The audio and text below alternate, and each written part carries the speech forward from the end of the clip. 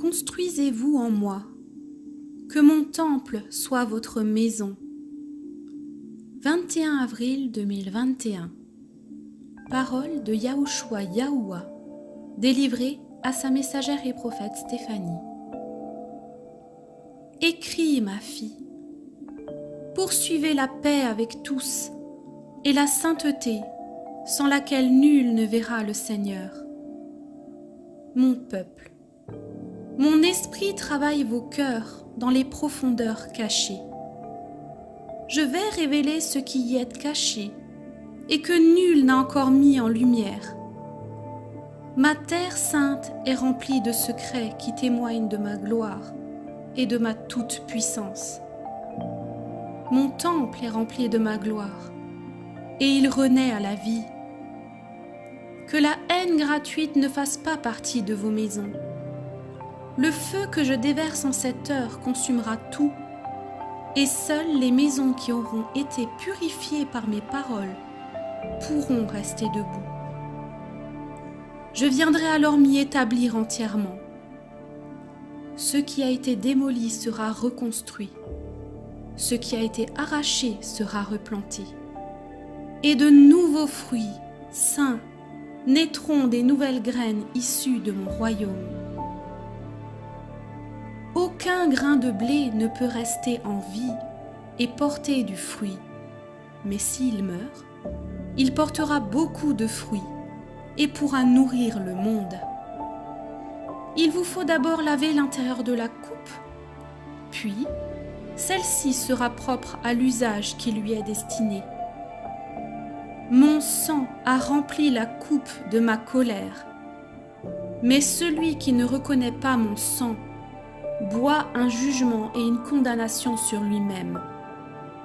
Aussi, revenez en vous-même et prenez conscience de votre dépendance à la gloire de mon nom. Je suis celui qui délivre et qui rétribue. Veillez à vos cœurs. C'est de l'abondance du cœur que la bouche parle. Et celui qui combat en lui l'homme animal marche sur la voie de la sanctification. La parole est un don. Elle nous différencie de l'animal. Elle apporte bénédiction et malédiction, et celui qui la boit en porte les fruits, soit pour son bonheur, soit pour son malheur. Souvenez-vous de vos pères qui entrèrent en terre promise.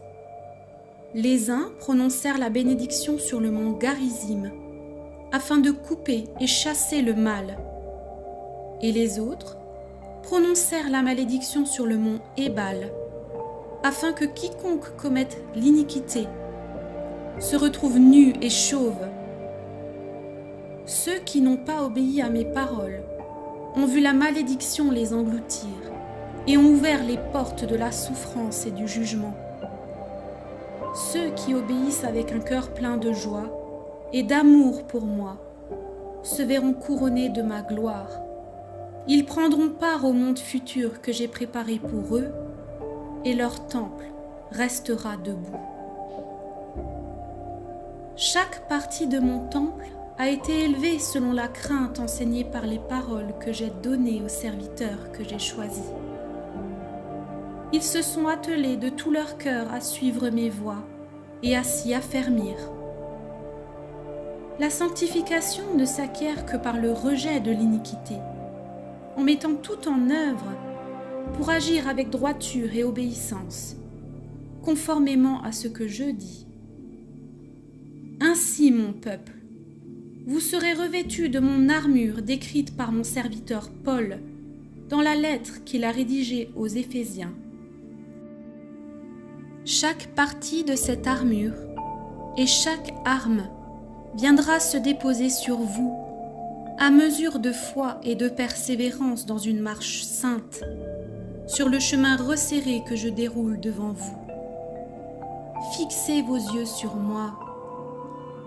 Que ma grâce et ma paix soient avec vous. Je rétribue et je restaure en cette heure. Venez vous abriter en moi. Surveillez votre langue. Souvenez-vous de ce que j'ai fait à Myriam lorsqu'elle parla sur son frère Moïse. Rappelez-vous que je ne tiens pas le coupable pour innocent, mais que je pardonne tout cœur repentant. Fortifiez-vous et prenez courage. Je suis votre Dieu, et ma rétribution me précède.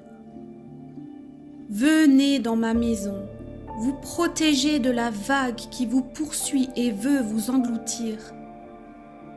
Le chant de l'esprit et de l'épouse se fait retentir dans les cieux. Viens, Seigneur Yeshua, viens. Le monde est mon marchepied. Je règne au siècle des siècles. Yahushua, Yahuwah. Éphésiens, chapitre 6, versets 13 à 17. C'est pourquoi prenez toutes les armes de Dieu, afin que vous puissiez résister dans le mauvais jour, et ayant tout surmonté, vous demeuriez fermes. Soyez donc fermes, vos reins ceints de la vérité, revêtus de la cuirasse de la justice, les pieds chaussés du zèle de l'évangile de la paix, prenant par-dessus tout le bouclier de la foi, par le moyen duquel vous pourrez éteindre tous les traits enflammés du malin. Prenez aussi le casque du salut et l'épée de l'Esprit, qui est la parole de Dieu. Colossiens, chapitre 3, versets 5 à 8. Mortifiez donc vos membres qui sont sur la terre, la fornication, l'impureté, l'affection démesurée, la concupiscence mauvaise et la cupidité qui est une idolâtrie. C'est à cause de ces choses que la colère de Dieu vient sur les enfants de la désobéissance, dans lesquels vous avez aussi marché quelque temps, lorsque vous viviez en elle. Mais maintenant, vous devez vous débarrasser de tout cela, de la colère, de l'emportement, de la malice, du blasphème, de la médisance qui sortent de votre bouche.